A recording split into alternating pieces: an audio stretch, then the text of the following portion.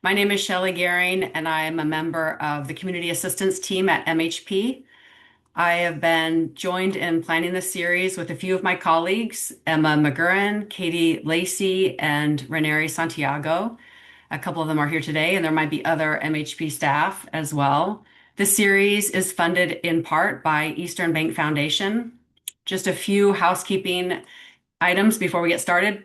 Please just put your questions and your comments in the chat. We'll stop periodically to take some questions, and we'll do our very best to get through as many as we can.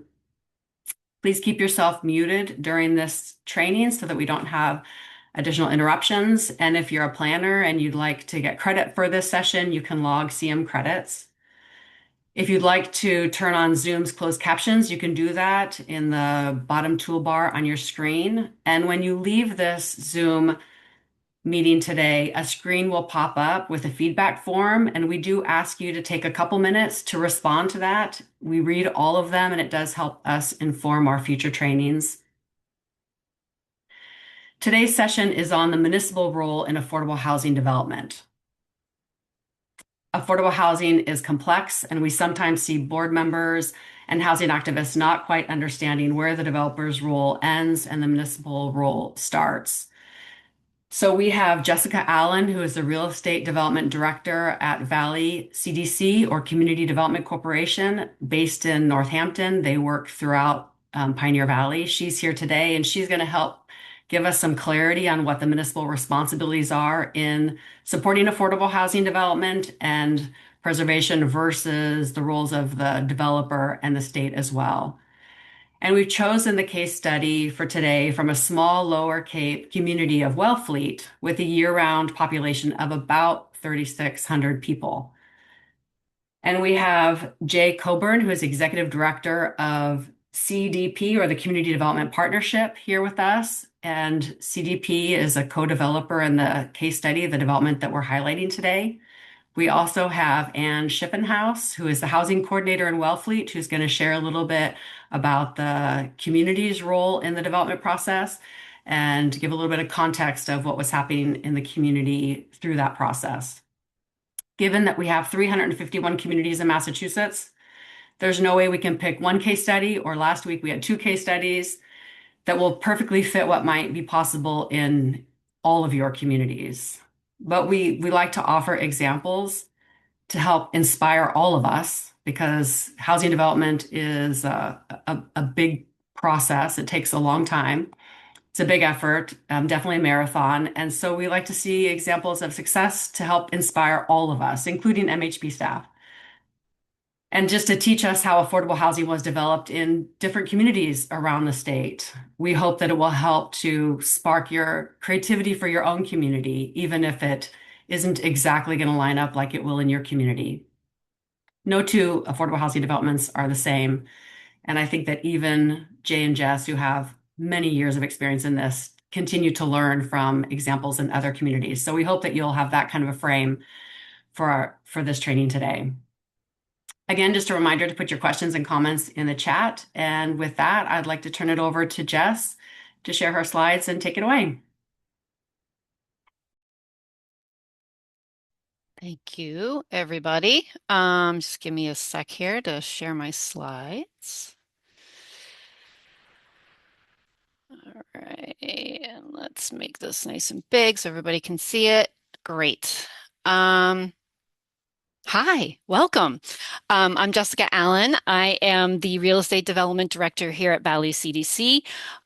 Previous to working in the development world, I served as a city planner for a community out here in Western Massachusetts. So I'm hoping that by being able to, or have sat on both sides of the table, I can give you some good perspective of how municipalities can better support developers when they come into your community and looking to build affordable housing. So as Shelley noted, we're breaking this down into kind of two parts. I'm going to cover the role of the municipality versus the role of the developer in a lot of different sections that we're going to talk about. And then I'm going to turn it over to Jay and Ann, and they're going to present on their example down in Wellfleet. And I think Shelley made a really excellent noted point that there isn't While there are some benchmarks and some standards on how we do this, that every site is different and every deal is different and has its own life of its own. So this isn't like this is written in stone. These are just guiding principles that we think about as we're moving forward. So, as Shelley noted, if you have any questions or comments through either one of these presentations, put them in the chat. And then when we take a quick break about halfway through, we'll try to answer some of those questions for you. So first, let's just jump right into it. We're going to talk about identifying the need. So I think one of the things that's maybe the hardest in this whole thing of building affordable housing in your community is coming up with that shared vision because everybody's vision may be a little bit different. And so coming to some moment where the municipality has done plans, they have policies, they kind of know what they want in this world for affordable housing in their community. The community members themselves may have a same or different perspective. The state funders, they have their priorities on projects they're willing to fund, and so they have their own set of priorities that they want to see developers moving towards. And the private developer themselves knows there's some financials that need to sort of fit into all of this. So coming to this moment where all four of these different parties can have a shared vision is really the goal at the end of the day. And it takes a lot to get there. So from the developer's perspective, one of the hardest things is just finding the right site, right? So here at Valley, what we tend to do is we're looking for sites that are centrally located. They're near goods and services. It might have access to a bus stop. We want to make sure that the site is buildable, that the whole thing isn't covered in wetlands. It's not, a whole ledge site. We want to have some buildable piece to these parcels. For us, we really only look at sites that have access to public utilities. We also want to make sure that we're able to build at a viable scale, and I'll get into what that is in a moment. Um, the land has to be available for sale. So we could find the most prime site in the world, but if somebody's sitting on it and not willing to sell, you're not going to have a project. So sites have to be available and on the market. We look at reasonable acquisition costs. We have a formula that we use to try to determine per unit how much we're willing to spend on that acquisition cost. And it has to make sense to the state funders. You're not going to be able to get those state subsidies unless you're meeting the priorities of the state. So viable scale. You may look at it as density. That's another way to look at it. We're looking at it from more of that financial aspect and how we can build out our pro forma to make sure that the numbers are working. So there's kind of two different buckets that we think about. One is during the development process when we're designing the site, we're designing the project. We need to make sure that we're hitting a unit count that is going to make it eligible for financing, whether it's through HLC or other grants or foundations. They may have some requirements on the minimum number of units they're willing to fund. We also look at it as we want to be able to make sure that we can pay for all of the common areas and site amenities that we intend to put on the site, whether it's landscaping, public parks, that sort of thing. The unit count and the rent coming in from those units need to be able to cover those expenses. Like I noted before, we also have kind of a fixed number in our head about what we're willing to spend for acquisition. So the development needs to sort of hit all of those buckets in terms of its unit count. And then when we look at it also, we're usually developing these budgets kind of in concert, our operating budget and our development budget. So during the operation budget, we need to make sure that the rents that are coming in are going to cover all of the operations, that we're not going to be running into the red every month. So we need to pay for our staff, our maintenance staff, our property manager, resident services coordinator, if we have special populations that need those services. Um, Elevator costs the same no matter how many units you have. It's the same cost for inspections. It's the same cost to install and repairs. So you want to make sure that there's a unit count that can kind of divide those costs effectively across the development. And then being able to pay for capital repairs, because if these are buildings that we're building for 20, 30, 40 years, we know that there's going to be replacement costs for some of those things. So we need to take those into consideration as well. So what can you do as a municipality to encourage us as developers to come into your community and build there? What are the things that we hope to partner on as we move forward? So I think one of the biggest things that a municipality can do, and I don't think that this is any new news for you, is that really going through that planning process. developing a housing production plan. If you're under 10% of your subsidized housing inventory, this is something that you're going to need to do. You need to determine how are you going to hit that 10%. And this is a great process that does needs assessments, sets goals and strategies. You identify specific sites in your community that you think make sense for affordable housing development. You have a robust input process. And then the plan itself at the end of the day needs to be approved by both the planning board, elected officials, and the state at HLC. So it's a well-vetted plan that really lays out what you're looking for in your community. If you don't have a housing production plan, there's other ways you can do it. You can do master plans, strategic plans. Again, same idea, goals, strategies, and then having that really robust community engagement so that people are already bought in before a developer comes into the community. Another thing, again, I don't think this is new news, but having those flexible zoning, allowing multifamily buildings by right or by site plan review makes our permitting process a whole heck of a lot easier and helps us keep on our timeline to get to the actual construction side. If you don't have a 40R district, I would encourage you to think about that. Again, you get incentive money when you pass the zoning and when a developer develops in those areas, and it also gives the developer sort of this guaranteed understanding of what is allowed in that area. And then there's other zoning incentives that you could do by either doing reduced parking or higher density development. So having that flexibility is huge. Also having the very streamlined permitting process. Nobody likes wandering around a municipal building trying to figure out what the answers are. So either having permitting guidebooks that are updated on a regular basis and don't go stale. The other thing that I've seen be very successful, both when I was a planner and now on the development side, is having roundtable tech reviews with municipal staff. So bringing DPW, fire, conservation agent, planning, building inspector, everybody at the table to sort of hash out where there may be conflicts in the codes and making sure that you're getting a project that is designed well before you even get to permitting. So 40B, it has its pros and cons for sure. So for a developer, it adds at least another year to our permitting process. And as you'll hear me say, and I'll show you later, time is money, right? So having another year to go through a permitting process isn't great for the development side. However, if the zoning doesn't allow us to reach that viable scale in the density or allow for a more flexible design, then it's a great tool for us to sort of help design a project that makes sense.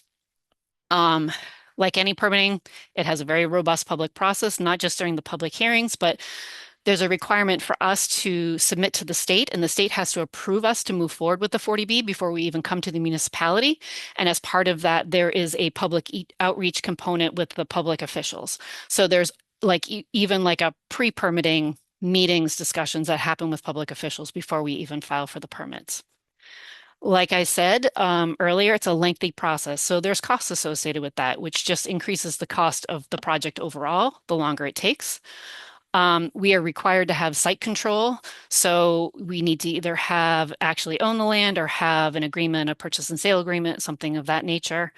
Um, if if the community is over 10% and they don't want your project, there is a risk that we could get denied. So we have put in a whole bunch of work, developed plans, gotten approved by the state to move forward, and then to be denied at the town level. That's a lot of money that we've put in, and that's risk for us. And then with any permitting, lawsuits, right? And then for the municipal, the risk is having a ZBA that might not see a 40B application very often, and they're inexperienced. There are resources out there in the state for you to take advantage of to have a consultant assist you on that. And if there is a misstep in the 40B process, there is the potential for lawsuits.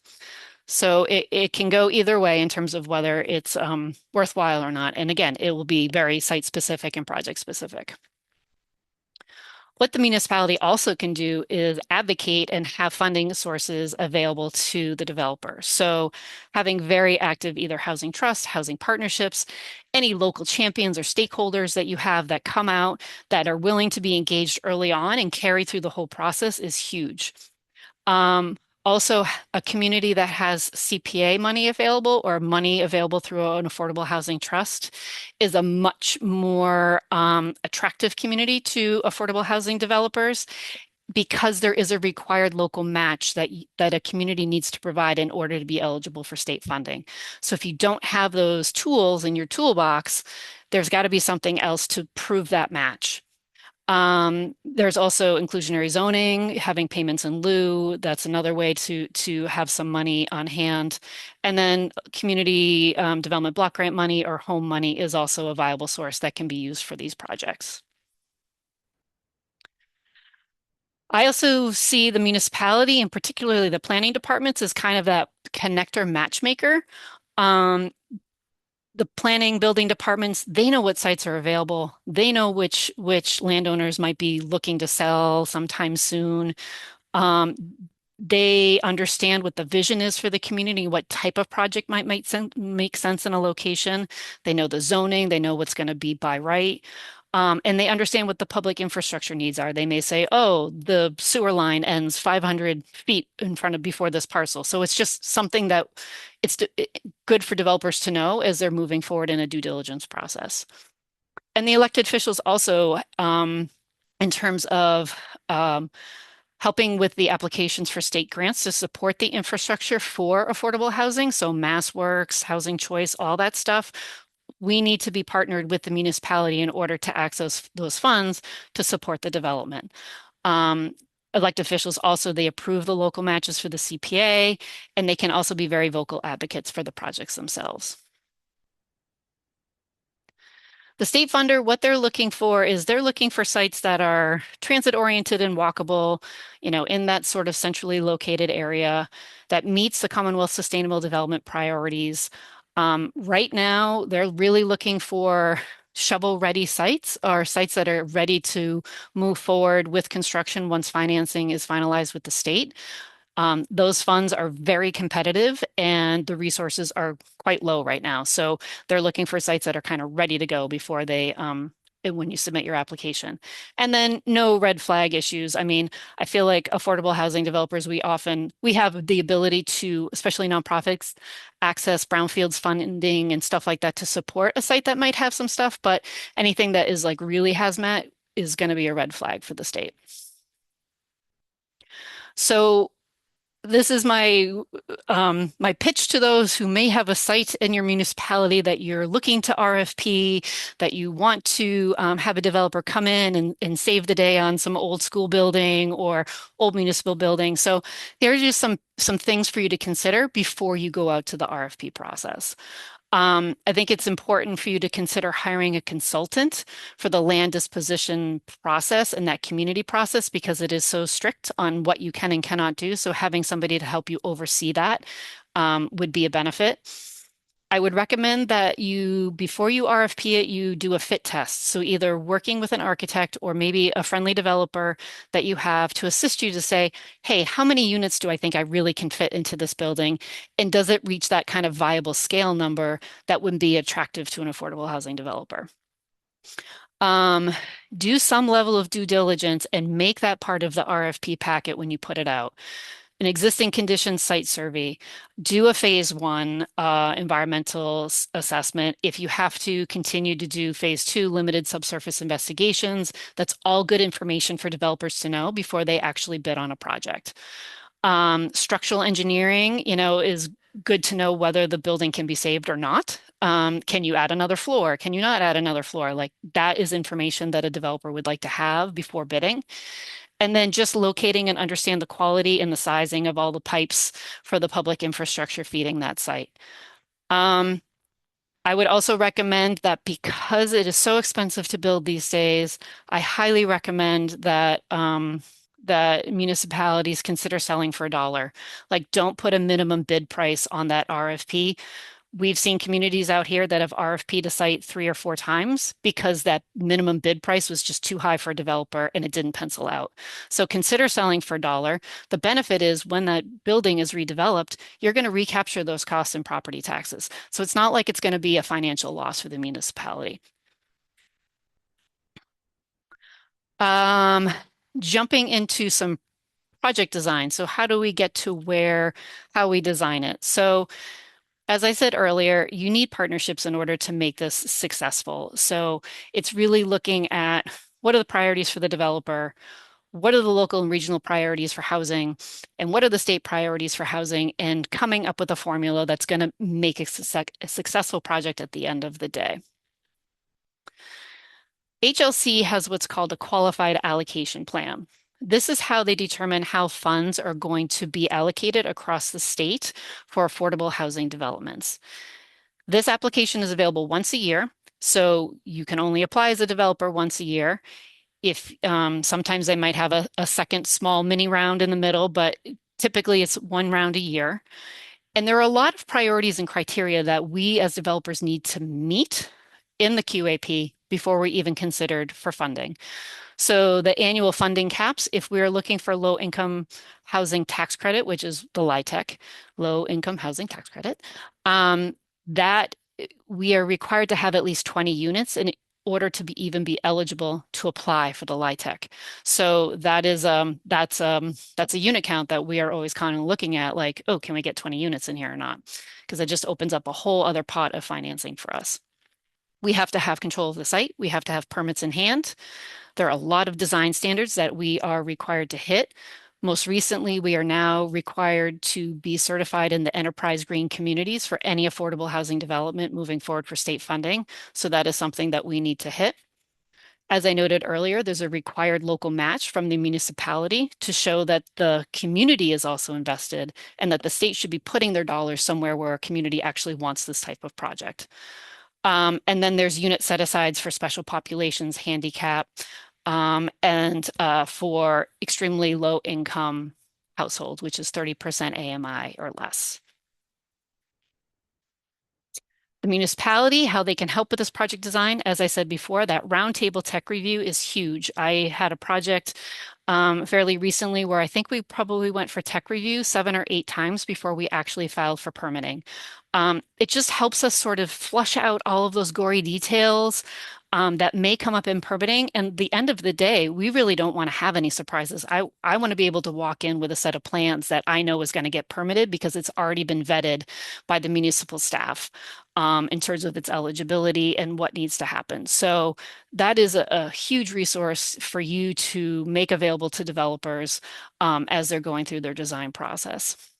We also heavily rely on municipality or municipal staff to help shepherd easement agreements that we might need, deed restrictions, any local funding requests, CPA or trust funds. You know, we like to have that point person that we know we can go to in a community and say, hey, we need help moving this forward, or we need help with the building department fleshing out this question. Having that one point of contact for us to go to is huge, and it really helps streamline our process. Um, we heavily rely on the advocacy and the local support in a community. And our hope always is that that group of folks is already entrenched and already within the community and is already vocal all year round, not just when there's a development coming forward. Um, we like to see them advocating at public meetings. We like to make sure that we've got supporters at public meetings, social media, newspaper, op-eds, that kind of thing. Um, Also, we hope that some of these red herring issues that could be identified by municipality helps us as we're moving forward through the permitting process, like, you know, traffic or school children and those kinds of things that often pop up. So at the end of the day, what are we looking for? How do we get to that sweet spot? We're looking as a developer, we're looking at the site conditions and the zoning. Is this by right? What waivers are we going to need to ask? We don't want to overburden the waivers. What does the community want? What are the regional and local needs for housing in this community? What are the subsidies that are available, HLC and otherwise? And then trying to find that valuable scale. And all these different things together combined create or come up with how we find that sweet spot of the unit count for the development. I'm going to pause. Any questions or comments? I assume it's in So, the chat. Yeah. so just one question is asking about the Enterprise Green Community certification, and does that Mhm. require that the community has adopted the specialized building code? Are those connected? No, it's not the same as the stretch code. It's different. It's almost like LEED certification, but it's for affordable housing. And there's a whole website. So anybody can go to the Enterprise Green Communities website and you can download, there's this checklist that we need to make sure that we're hitting all of these different benchmarks for sustainability in the affordable housing development. So it's different than the stretch code.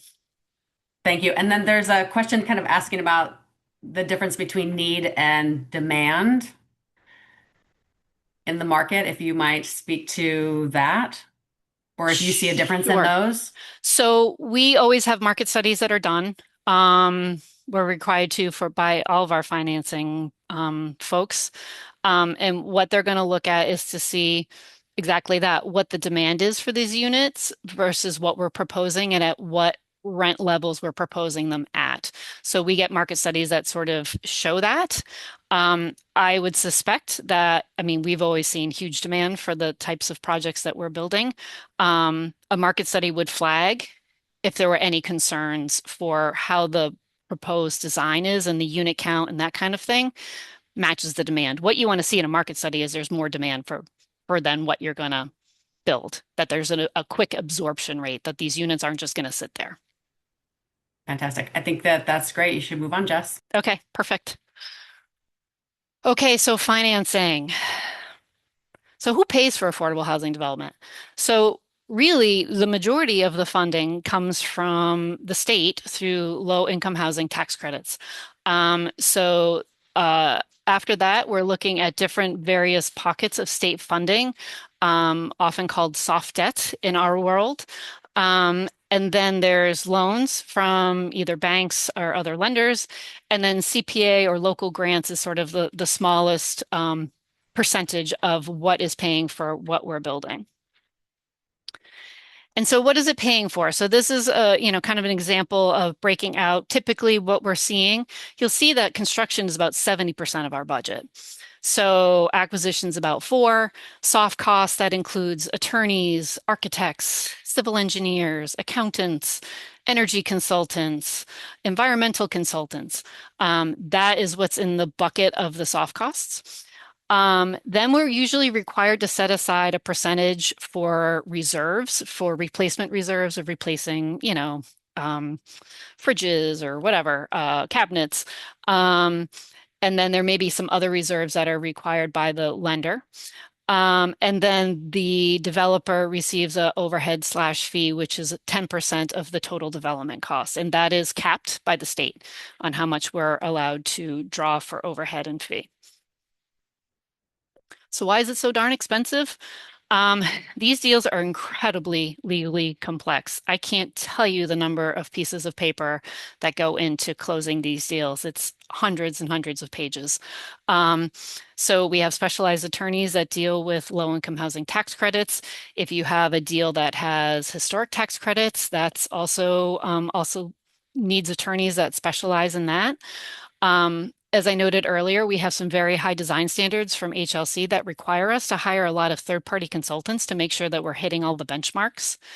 Um, in the past 5, 6 years since the pandemic, we have seen incredible increases in construction costs. I mean, it's all over the media. Everybody's talking about it.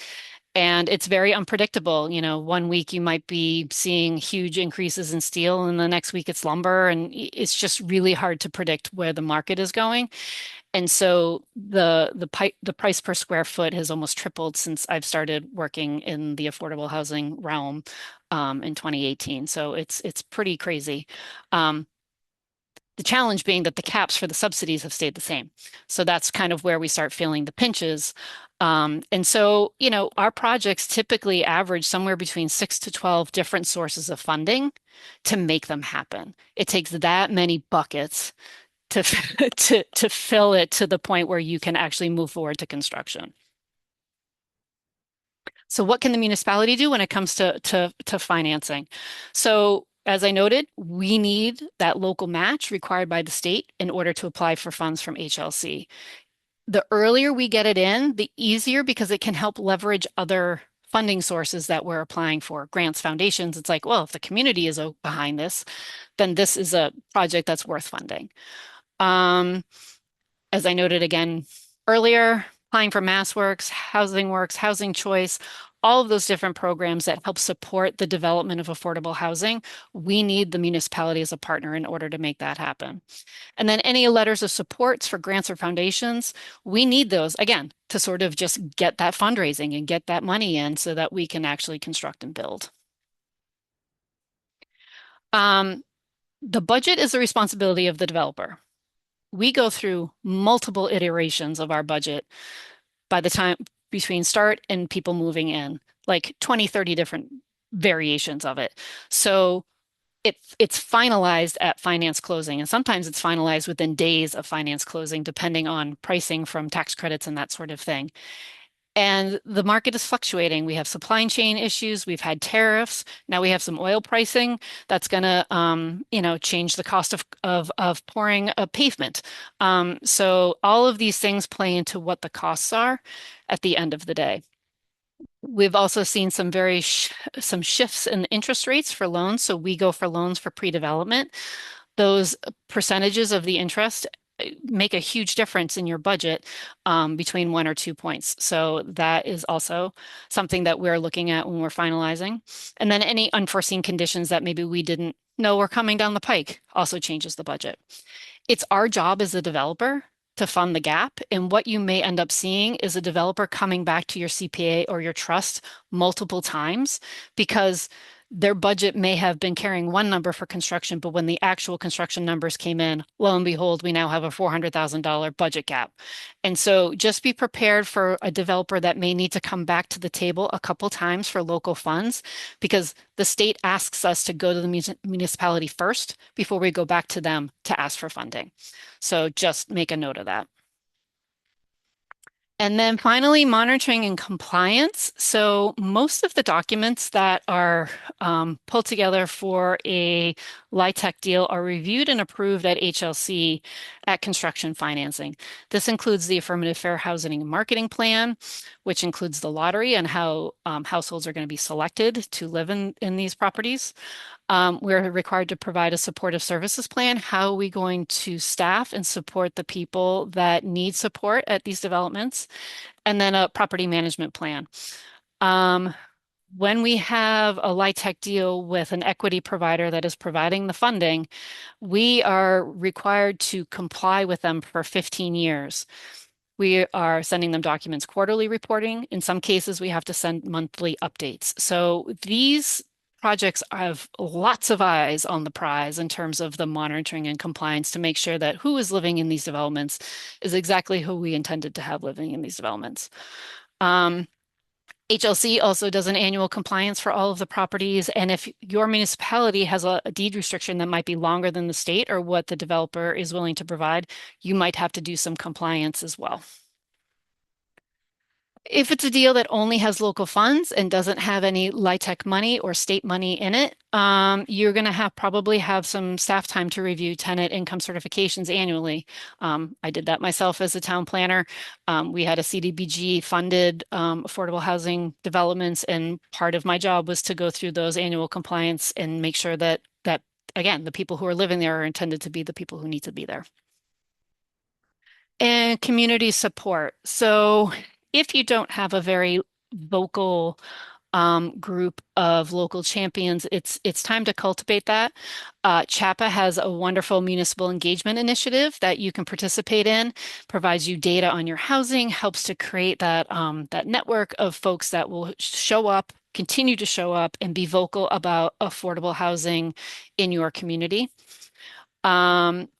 What these folks do is they help us so much get these projects through. So we really heavily rely on them and encourage you to create and cultivate that within your own community. Our job as developer is, we do a lot of work pre-permitting. We do those roundtable tech reviews, as I've noted. We go and brief municipal boards. We brief the trust or the partnership. We'll go before any committee that wants to meet with us to hear about what we're up to. We also do a lot of work hosting neighborhood events in person in Zoom. So we meet with direct abutters. We want to hear their concerns early on. And again, my goal is always to make sure that everything's hashed out before I get to permitting, so I don't end up in a lawsuit. So, and it's just makes a better project when you have all of that in feedback early on. After permitting, it's still the role of the developer, in my opinion, to provide staff updates to the boards, to the neighbors, where's the project at? And then, there's always the fun ribbon cuttings and post-construction activities that we like to host to celebrate what's been accomplished. So I've talked about timelines. I think it's important for everybody to understand that affordable housing development does not happen fast. It is slow. And it can take, on average, about 5 to 9 years to complete from the concept of like acquiring the site to the day that people actually moved in. It is a slow moving bus. And so we need our local advocates to need to be willing to stay the course with us throughout the process because it is long, it is grueling, and we need your help to make sure that it crosses the finish line. And time is money. So the longer the process, the more expensive it becomes for the developer. And that total development cost is just going to keep going up, up, up, and up. So between escalating building costs, a longer process, we have to pay our consultants to keep showing up at meetings. Any plan revisions, if the building code changes and now all of a sudden we have to change the plans, that's an expense. Once we own a property, we have to carry it. And so there's cost to carrying it, property taxes, maybe there's snow removal, mowing, that kind of thing. So those are all costs that we carry until we get to development. And then any pre-development loans, that interest is accruing every month. So the quicker we can get to construction, the more it saves the project in terms of financing. And as a municipality, again, just to circle back, expedited permitting and flexible zoning, trying to make it as easy as possible to get through that permitting process for a developer, having that municipal point person that can respond to any questions that a developer might have about the permitting, about funding, any easements, legal question, that sort of thing. And then we need advocates that are both inside City Town Hall and outside City Town Hall. It's not just one or the other. We need both batches to really help carry that project forward.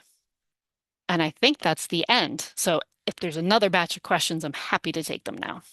Yeah, so a few questions. So one, do you know if the length of time it takes to permit use as a LIP 40B, a local initiative program 40B, is different than a just a conventional 40B development? Do you know if there's a difference? That's a good question. I do not. I haven't done a lit 40B. I've done the more traditional 40B. Good. With the energy efficiency standards, how much have these impacted construction costs? Have you seen it to be significant or negligible? Um, I think we did our first passive house design a few years ago.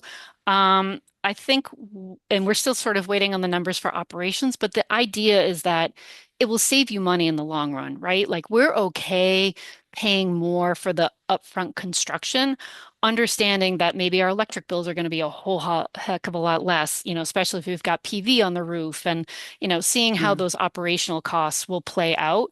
That's kind of the cost benefit analysis, right? It's looking at both mhm. sides of the coin. But yeah, I mean, putting in more insulation and windows that have to be shipped from Poland and all of that good stuff, it costs up front. But the idea is that's going to save Mhm. us money in the long run. Down the And road, yeah. if I Okay. could just add, our architect on the Wellfleet project, said that the gap between the stretch code and passive house standard is about 3% additional cost. There you Okay. go. Yep. Great. Thanks for that. Have any towns, Jess, have you had any towns request any kind of revenue sharing in your deals or perhaps provide resources but expect it as a repayable loan? I have not. I have not. How?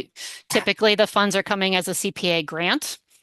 And this is getting into the weeds of LIHTC a little bit, but the investors, so we're a nonprofit, right? So we can't take a tax credit. So we partner with somebody who can, and they need to see depreciable costs. So any grants that come in are actually quote unquote loaned into the project so that they can have depreciation over the course of the 15 years that they're partners in the deal. So in terms of revenue sharing, that's not something that we typically see. We see the money come in, it builds a building, it provides housing for people who need it, and that's kind of it. That's for the rental. I am doing a home ownership deal that does have some required revenue share. Um, if somebody sells within a certain chunk of their deed restriction, and that money, Mm. half of it goes to the owner of the house, the other half goes back to the municipality. But that is rare. I don't think there's a ton of home Mhm. ownership, affordable home ownership deals that are happening. On the rental side, I haven't seen a revenue share.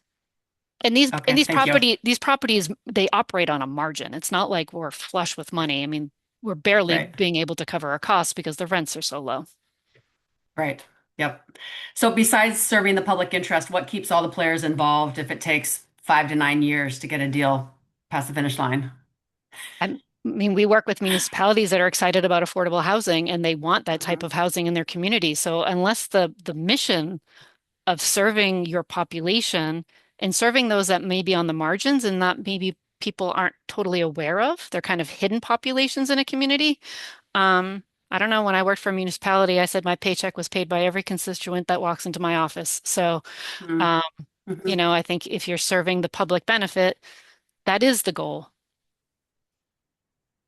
And then a final question before we move on. Are there ways for a municipal housing trust, affordable housing trust to mitigate the costs of compliance for small affordable housing developments by offering shared services, any kind of shared services to the developer?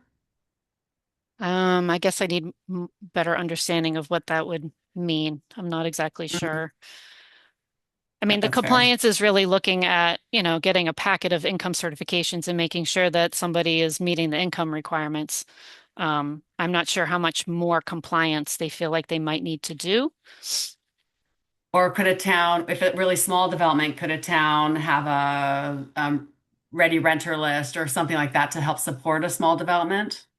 I think that's something they could approach the developer with. But anybody who's doing deed restricted housing has to create an affirmative fair housing marketing plan that has to get approved, and the lottery needs to be held in a very specific way. So I think one of the challenges is with these smaller affordable housing projects that in my experience when I was working on the city side is you have private developers come in that want to do it, that have the intention of doing it, and then you say to them, well, you got to do an affirmative fair marketing plan. You need to do the lottery. You need to income certify everybody every year. And they're like, oh, forget it. That's too much. I don't have the staff capacity, nor do I want to train somebody in my office to be able to do that. So, Mm-hmm. somebody has to be the affordability monitoring agent. If the town wants to do that, then they better make sure that they're trained to know what they're looking for and specifically for the lottery process. And you can have a big problem if you violate fair housing. Fantastic. Thank you. Hmm. Thanks so much. So Sure. there might be a couple other questions if you wouldn't mind looking at the chat, but I think at this point we're going to shift and ask Jay to share us slides and talk us through the residents at Lawrence Hill. All right. Thanks so much, Shelley. I'm the CEO of the Community Development Partnership. We're a nonprofit community development agency, and we serve the eight lower and outer towns on Cape Cod, from Harwich and Brewster and Chatham out to Provincetown, where I live. And we both work in the affordable housing space as well as help small businesses with training and technical assistance and access to capital, all with a mission to try to support a vibrant year-round community on the lower and outer Cape, a region that is facing what I refer to as urban gentrification due to pressures from second homeowners and retirees. That really drives a lot of the challenges that we face in preserving a year-round community. So Jay, I So, just want to jump in quickly. I'm yep. sorry. Your slides, do you mind trying to put it on? We can see your next slide. So if you just look at All your right. format. Uh, let me try again.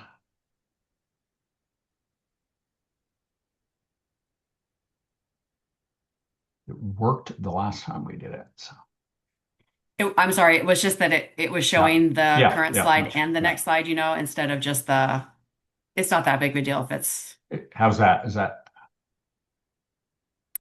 there. doing it or Perfect. not? Perfect. It looks great. Thank you. Good. All right. A little bit about Wellfleet, population of about 3,500 people. 80% of the housing is single family housing. 61% of the housing stock in Wellfleet are owned by second homeowners, and that is typical of most of the towns on the Outer Cape.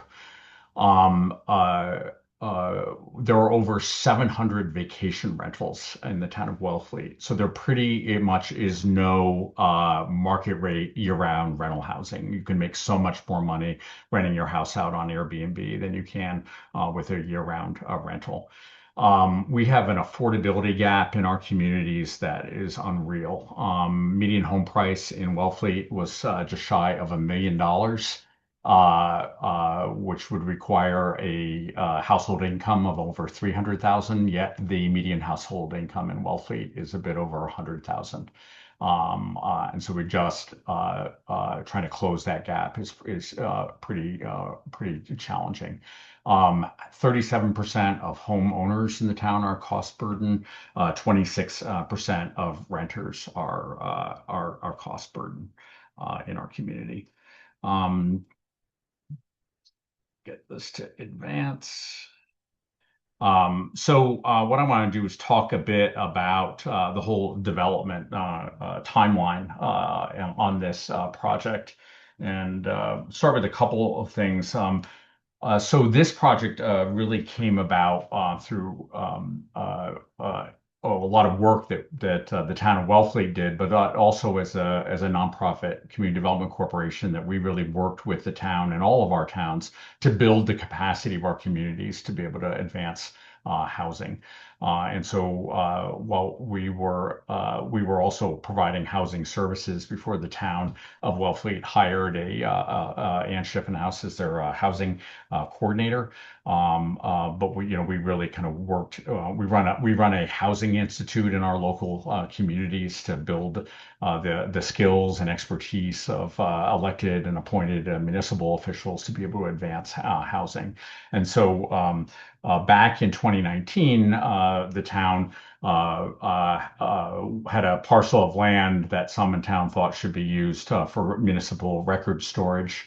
And it was really one of the last parcels of land available that was in a smart growth kind of area for the town to advance. Keep in mind, Wellfleet, two-thirds of the land in the town of Wellfleet is national seashore. And so land is very, very scarce for building. And so there was a town meeting vote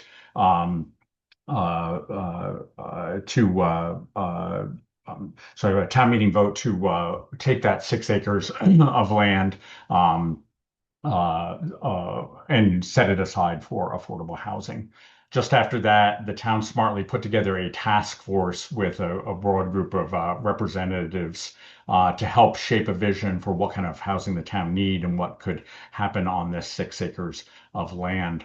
One of the really secret sauce items in this process was the fact that there were several part-time residents in the town of Wellfleet who had day jobs in the affordable housing sector, and just had a lot of expertise about affordable housing than a typical resident of the town of Wellfleet, and they were members of that task force through the Wellfleet Seasonal Residents Association, and so that task force is really charged with assessing community needs and community engagement, and then working with Mass Housing Partnership to draft the RFP.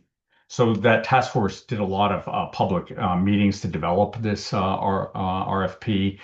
There was a big, well-attended community engagement forum in January of 2020, and then also the town got some resources to help with upgrading the water system to serve the site, and then also some funds from our regional planning agency, the Cape Cod Commission, to study alternative wastewater systems because there's a very small water system and there's no sewer in the town of Wellfleet.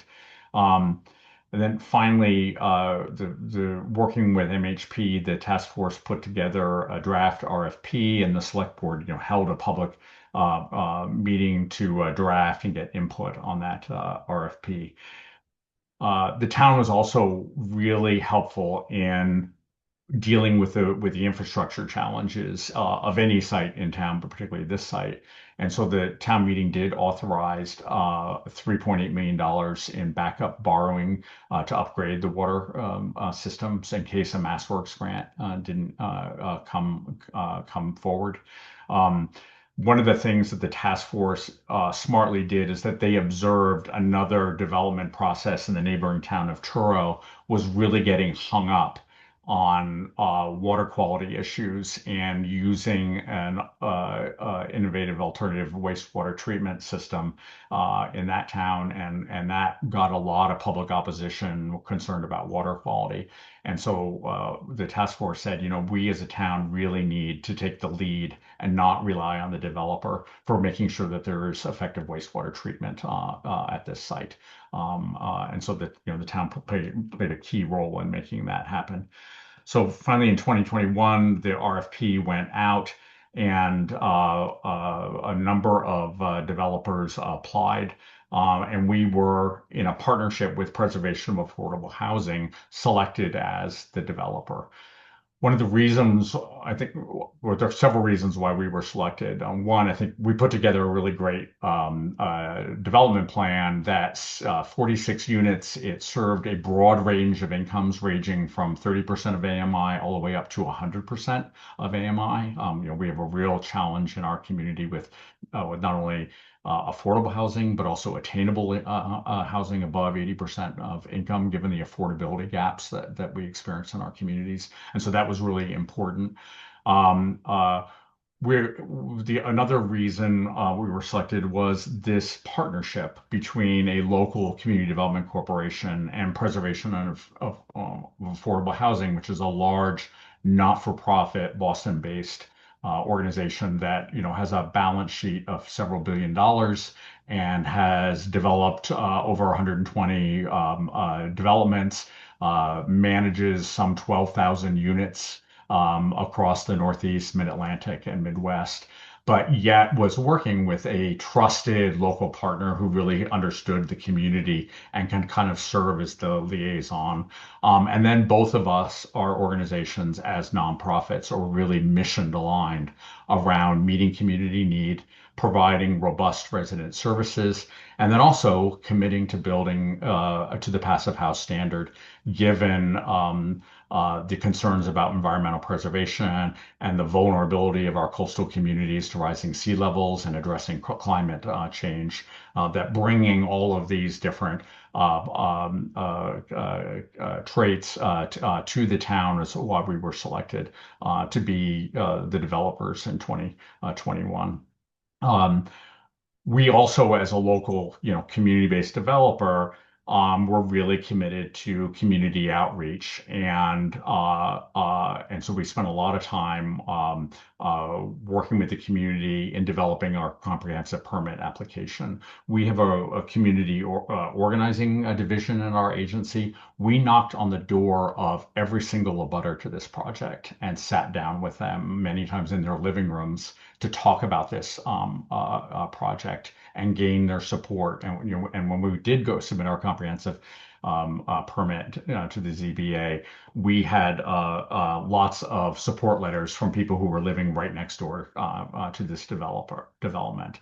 And in fact, this project was over a 2.5 month period, 5 public hearings, was approved by the ZBA with absolutely no public opposition to the project. And I really credit that to the tremendous work that the task force did in the years leading up to the development, but also the care that we took of really working with the butters to create a project that they could support and would be behind.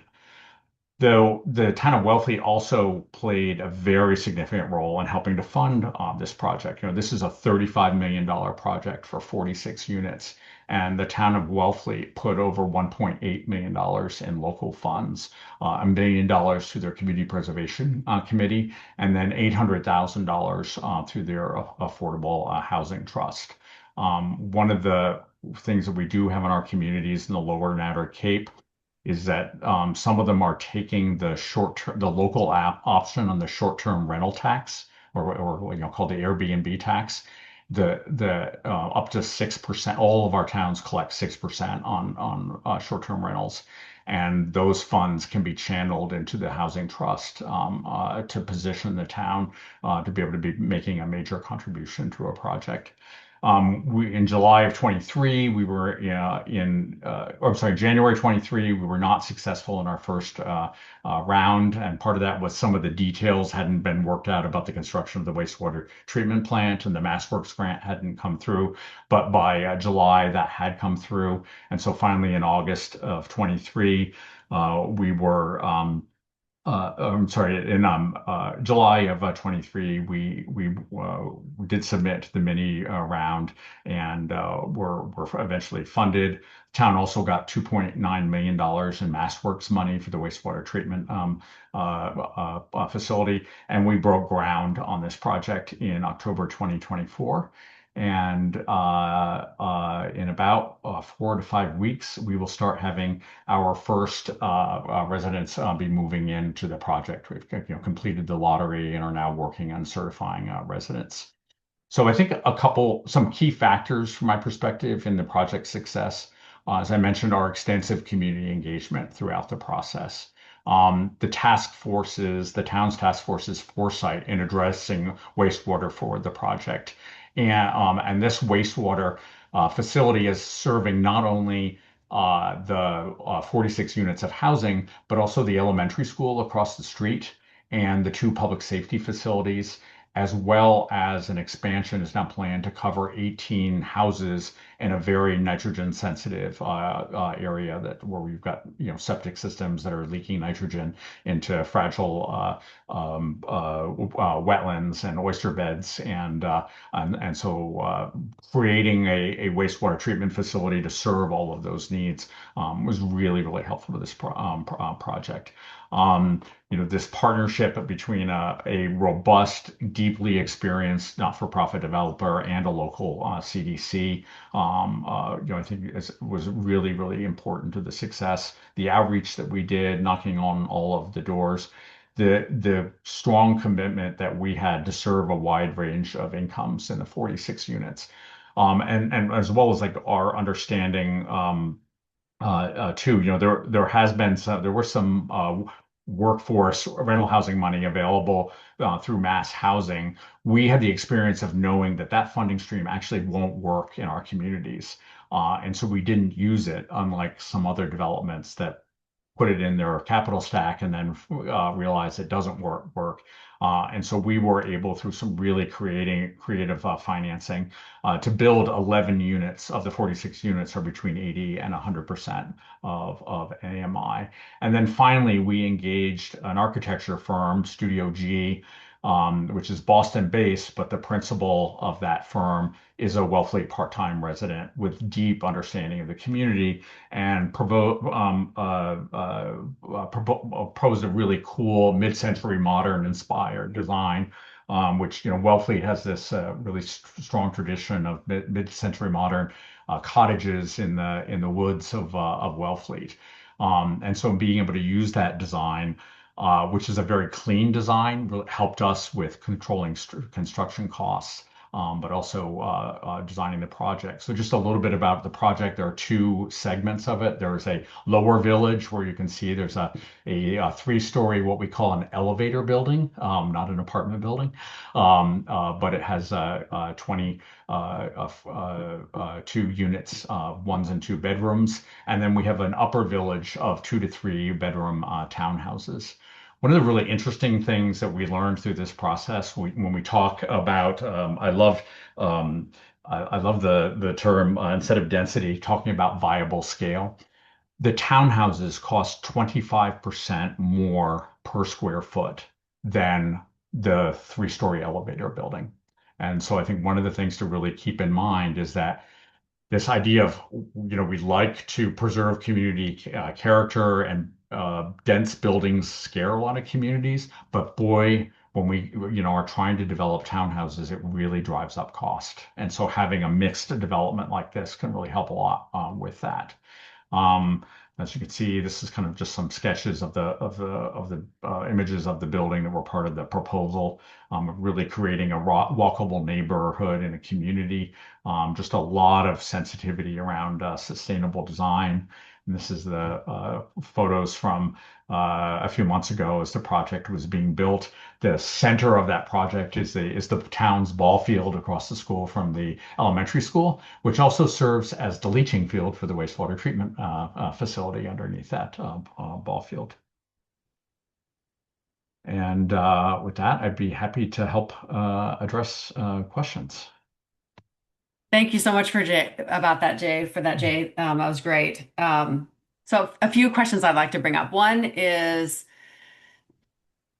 yeah, that caught someone's attention, the 25% more. So first, what Jess brought up, and you kind of you kind of talked about it as well, but I just wanted to draw it out because it's so critical that this development, I think it said that the town bought the parcel in 2018. So we're They looking at owned it for years. The town had already owned it, but before they that. designated it for They affordable housing. designated it. Okay, Yeah, that's right. yeah, They designated a town meeting for affordable housings. And then the town actually started pretty quickly working with MHP, but it still is 2018 and this is 2026. So the several years to get to this point, and Jess brought it up multiple times, but if you talk a little bit more of just how important it was to have key people in Wellfleet engaged from the very beginning, not just at the beginning and not just at the end, but all the time. If you talk about yeah. that, please. So I think it's really key, and a few things to say about that. I think one of the fundamentals of this topic is towns should never be in the housing business.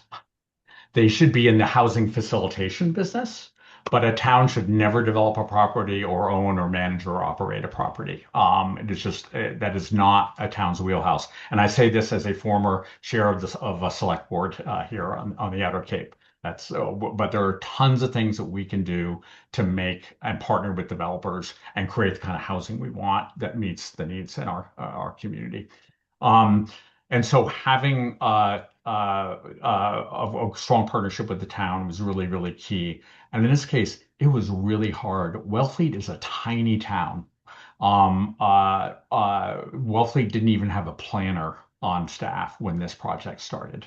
And so having and we didn't have a housing coordinator that the town now has.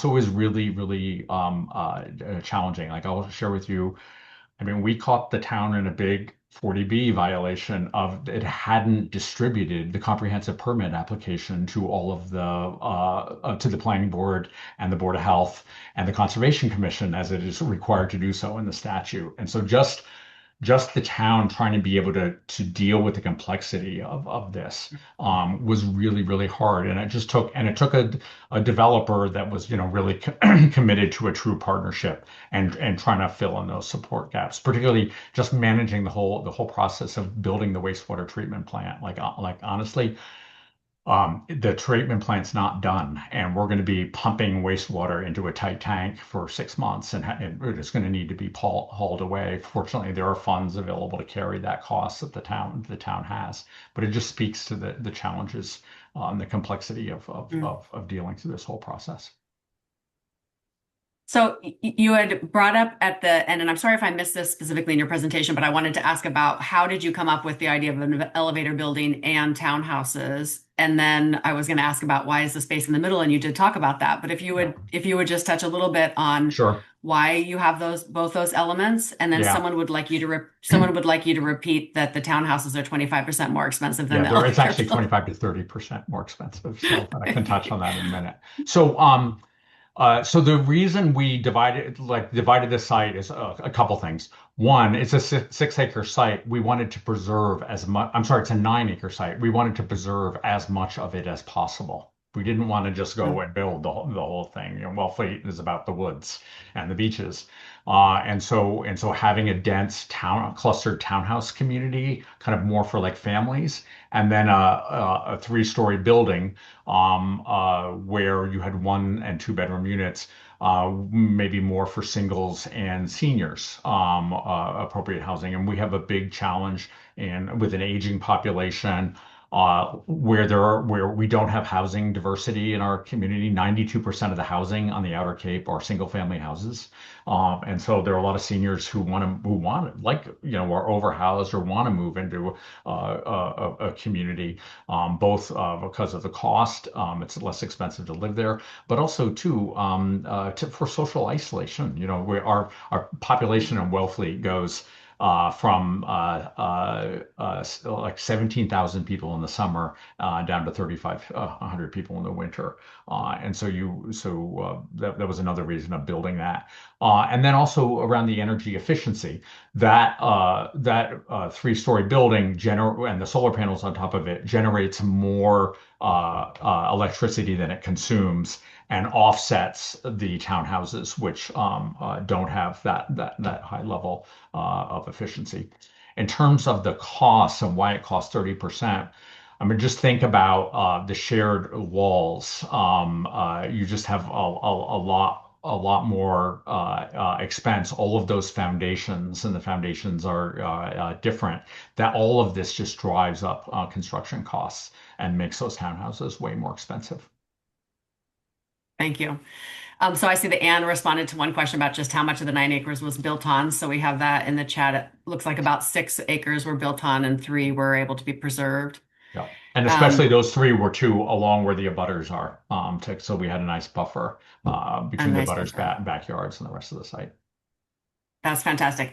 There was a question around local preference, and I'll ask this to Jess later, but do you see that as a way to help agreeing to supporting local preference as a way to help bring in um, buy-in from the community? How do you, as a developer, view local preference? I have a lot of mixed feelings about local preference. Um, Mhm. and I accept that it is part of the secret sauce to get community support. I also think that in a lot of cases, it's not really necessary. We still don't have the data on this project in terms of who's living there because we're still renting it up. But in previous um, developments that we've been involved in or just observed in the area that we serve, yes, that they've gotten local preference. The projects have, and they actually end up exceeding local preference when you look at who actually lives there. There is not a line of people at the bridge, looking to move from the Boston area to rural Cape Cod. In fact, there were a lot of people who got positions in the lottery who, when they found out where Wellfleet actually was, declined units because of its remoteness. And so this whole debate about local preference and who's going to live here, I think kind of creates a lot of tension about the fact is we have an elementary school that is dying. We need people moving to Wellfleet. We need families with children moving to Wellfleet. We have businesses begging for employees. With an aging population, a median age on the Outer Cape of 60. We need young people moving to Cape Cod, which is actually what Mhm. happened in the 1970s and 80s. And many of the people who live in Wellfleet moved there as children or as young adults when it was possible to do that. And now, because of the cost of housing, only wealthy retirees and second home owners can move to our communities without subsidy. Mhm. So just for the audience, I want to reiterate that local preference, the state only allows local preference on the initial lease up of a development. It's not something that can be applied forever. It's the initial lease up, and there are certain parameters around who can qualify, what categories can qualify for under local preference.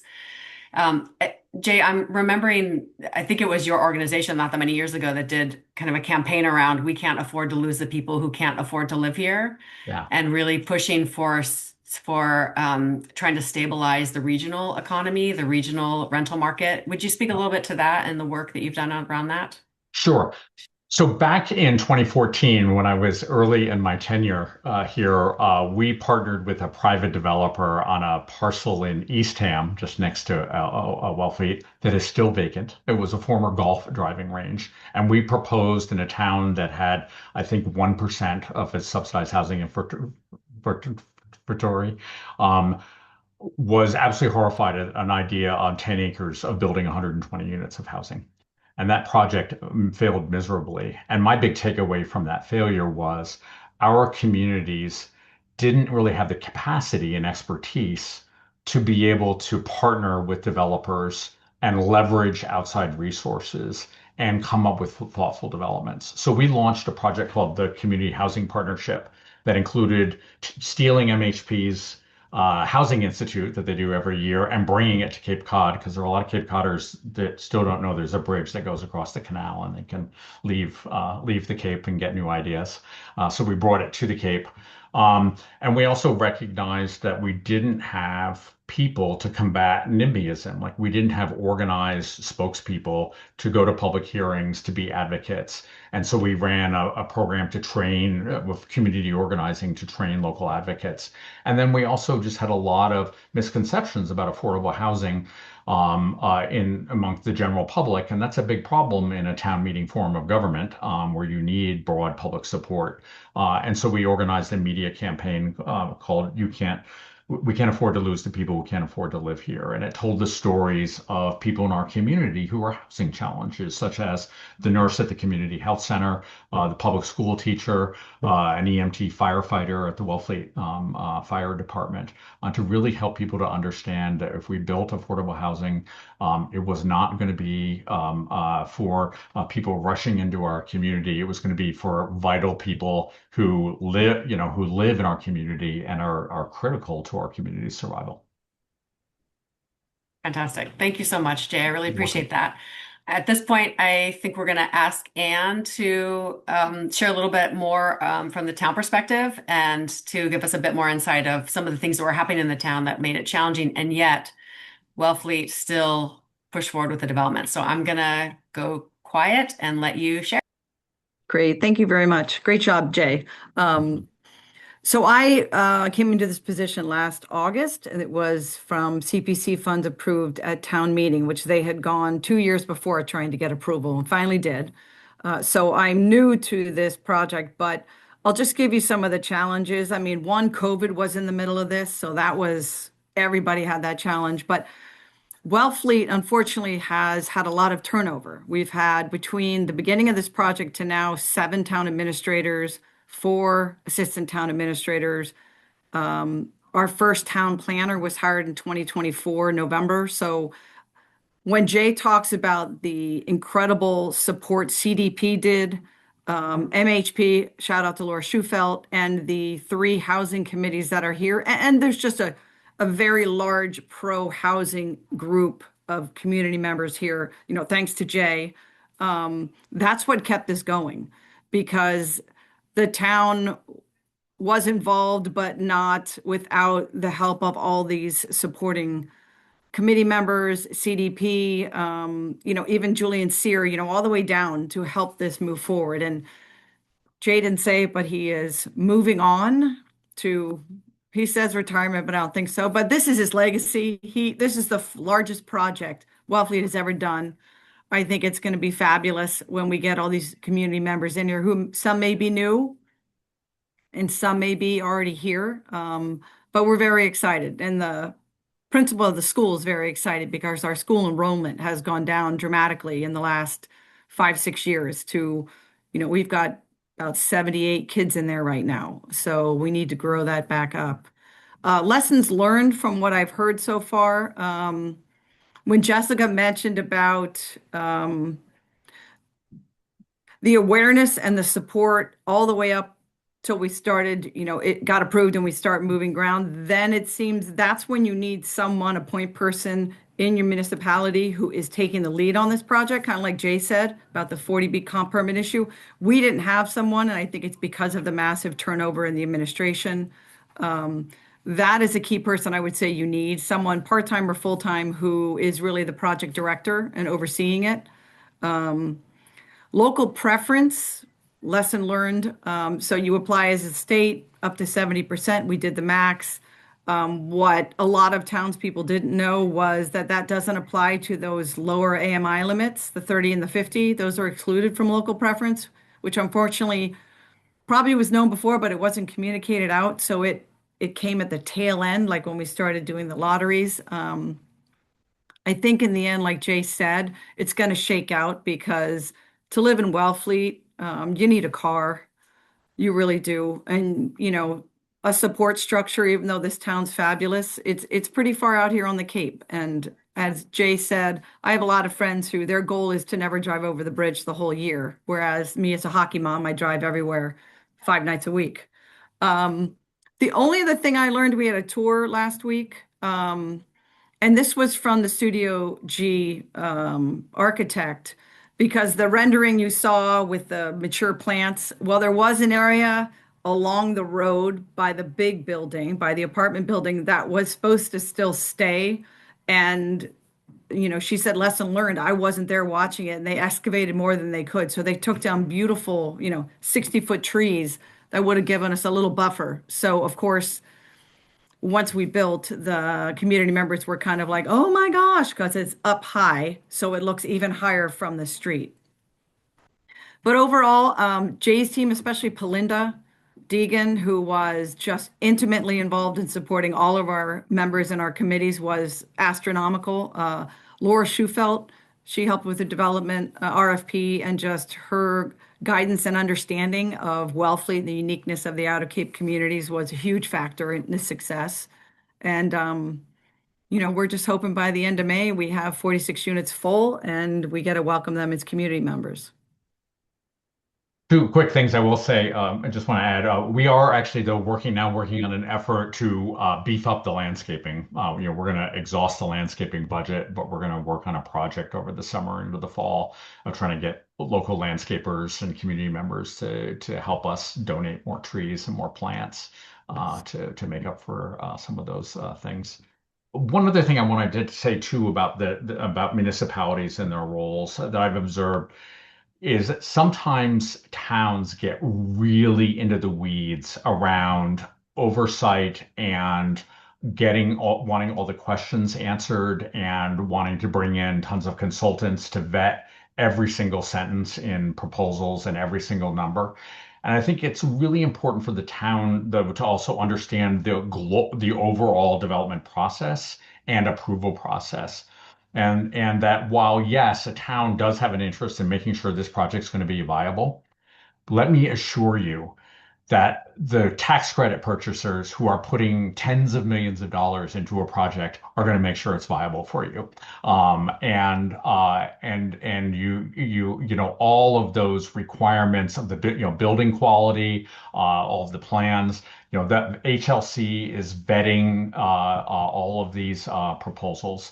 And so I think it's really important for a town to understand what the whole process is, how robust it is in ensuring that this is going to be a quality project, and recognizing that an additional layer of scrutiny, particularly if the town doesn't have the skills and expertise to provide that scrutiny, is just another way that the process can get bogged down, and a zoning process can take really, really long. Another project up in Provincetown that is under construction now and just about finished, that we had a little involvement with, that the community builders is doing, that they were, going back to Jess talking about the meetings between towns. That project was permitted in 2 weeks before the ZBA, because all of the really good work had been done at the beginning, and the town also really understood what its role was, what it needed to scrutinize and vet, and what would be reviewed later in the process. That's fantastic. Thank you. I wanted to, for our audience, to say on top of what Jay said about LIHTC investors want to make sure it's a viable deal, but also investors like MHP, we finance affordable housing development. So our lending team also is making sure that it's a viable deal. for the long haul because it'll be in our portfolio and we don't want to take a loss. And we have in-house person that oversees compliance to make sure that there's compliance with affordability guidelines, et cetera. So there are on affordable housing deals where they have so many different funding sources. And Jess said 6 to 12. We've seen up to 18 and 19 sources of funding. So all of these different funding sources have some parameters tied to it and oversight. So a lot of eyes are on affordable housing development deals. And I wanted to ask, I don't think we have that many more kind of questions, but I did want to, since local preference has been brought up, and Ann and Jay both touched on it, I would, Jessica, ask you to just talk from Valley CDC and your experience in Western Mass. How do you see local preference? How do you fit that into your developments? Is it a given? Is it not? If you just talk a little bit about your experience. So, in the town of Northampton, we typically don't go through 40B because their zoning is so flexible that we usually have by right projects, or whether it's in a 40R district. And speaking to quick permitting, we had a project that's right in downtown Northampton that was permitted in 20 minutes, one meeting. So it can be done. Um, Other community that we work in, Amherst, typically most of our projects go through 40B. They tend to like to layer on local preference. Like Jay, I think local preference is complicated. I think that yes, it can provide the carrot to a community that may not be totally behind an affordable housing development, and help with the permitting. We often try to push back a little bit on that percentage and say, prove to us why you feel like you need 70% local preference. What's your data? Where does it say in your housing production plan that this is gonna work and this is what the data says you need? So that's one thing. We also, the town themselves needs to supply the letter justifying local preference to the state. So we ask the community to do that. We're not the one who asked for local preference, you did. Show us why you believe it's needed and makes sense for this project. Um, I think I'm just going to say it. I'm just going to call a spade a spade. So, in local preference, I think it depends on the community.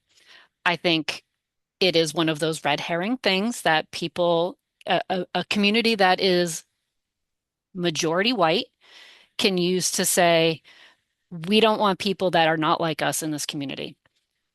Flip side, in urban communities where they are being gentrified out, local preference is an incredibly useful tool to make sure that that have grown up in in these neighborhoods are able to stay. So it is Especially black and brown people who have it, grown up in these neighborhoods that are able to exactly, stay. Yeah, exactly, yeah. exactly. So I think, in the development world, we know that sometimes it's needed in order to move a project forward. And at the end of the day, we just want to get people housed. Like that is our goal. So if that's what we need to do to get a permit so that we can continue to move forward, we're happy to oblige. It's pulled into the lottery process. We know how to deal with it. But I do want to flag that it is a very complicated topic that might need some more introspection from a community on why they feel like they need it and understand that you are going to need to prove to the state that it's needed.